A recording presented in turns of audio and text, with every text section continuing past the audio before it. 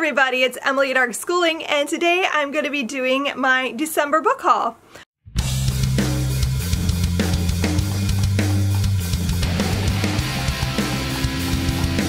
I actually did really well. I didn't buy hardly any books for myself in December, and then I got some books for Christmas, so this is a really small haul.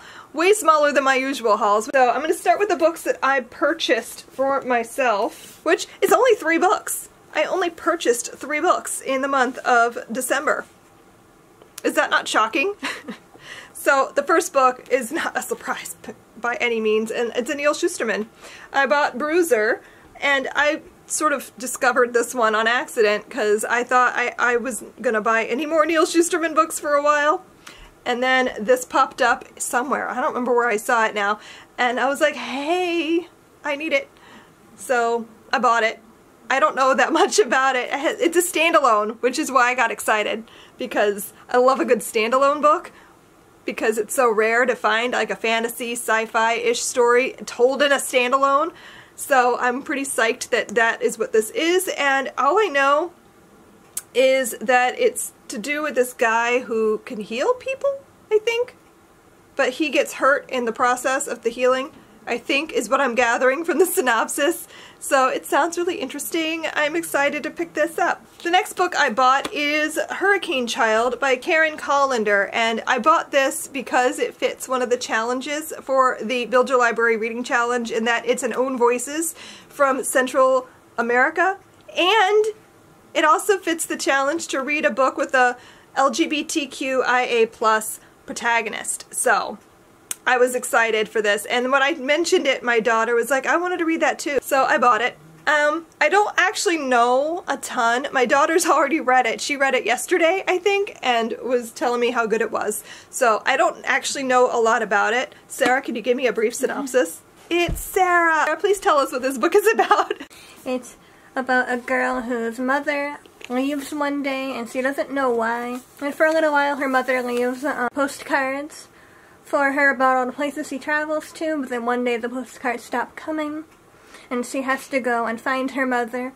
She's also bullied at school and has no friends, so she's very lonely all the time, but one day a new girl comes to her school who she forms a very deep friendship with and then starts to fall in love with and has to deal with being in love with a girl when it's frowned upon in her society. Okay. And all the things that go with that. And yeah, it's really fun. Thank you. And very poetic. Like, the writing style is beautiful. I believe this is middle grade, but yes. Sarah was saying that it's more like upper middle grade. Upper middle grade, bordering on YA, would you say? Yeah, because the main character is 12, but it definitely reads more for like a 12-year-old rather than like someone under 12, I would say. Okay. Thank you, Sarah.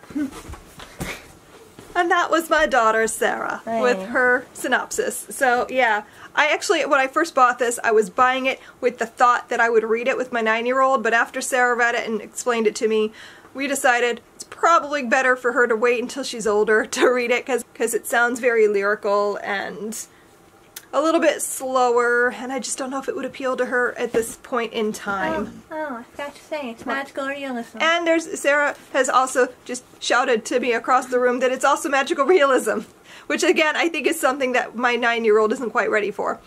I'm really looking forward to picking this up though. It sounds very pretty. The other book I bought for myself is Girls of Paper and Fire by Natasha, I don't know how you say her name, Nagan? I don't know how you say it. I'm sorry. I'm bad with names. Natasha Nagan, possibly? And I have just been seeing this all over the place, and I kept seeing the author on Twitter mentioning it, and I got just so intrigued that I have to read this now. And so it's just been hyped and hyped and hyped, and I went ahead and bought this at Barnes & Noble when it was on sale, and I'm just really excited for it.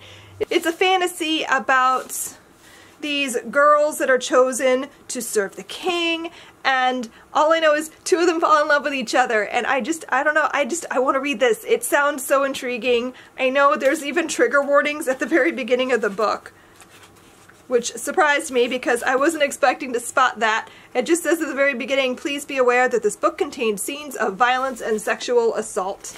So there's like a trigger warning at the beginning of the book, so I don't know. that made me a little bit nervous at first, but well, that's one of the things I've been hearing about this book, is that it's an important book that deals with that in a realistic way, and I'm looking forward to picking this up. And now, let me show you the books that I got for Christmas. I'm pretty excited about all of these, to be honest. The first book is The Year We Were Famous by Carol Estby Dagg. I saw this book not that long ago and got really excited because I read Sweet Home Alaska for the January Family Reading Crate last year and loved it. And that is also by this author, Carol Estby Dagg, and I have been just wanting to read more of her stuff. So this is historical fiction, but it's also about the author's family.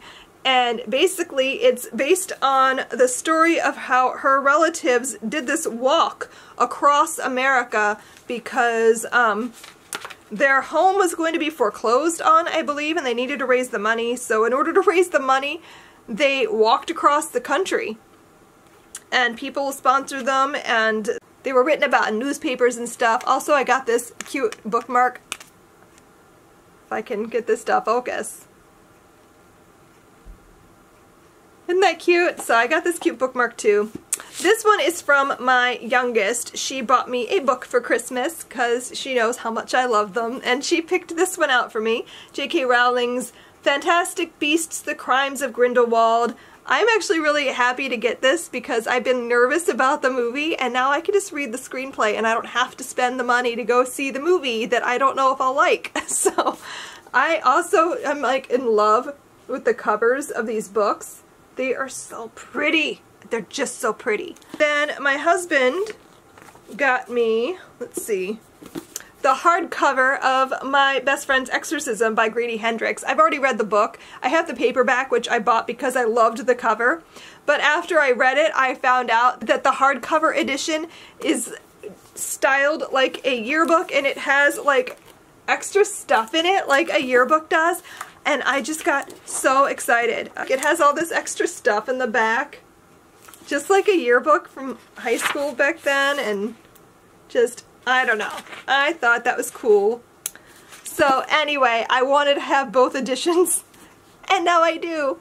And the other thing he got me that I was so excited about is I've been lamenting that I've read all of the Walking Dead compendiums at this point. And that's as far as I've gotten in the comics, is to the end of the 3rd compendium.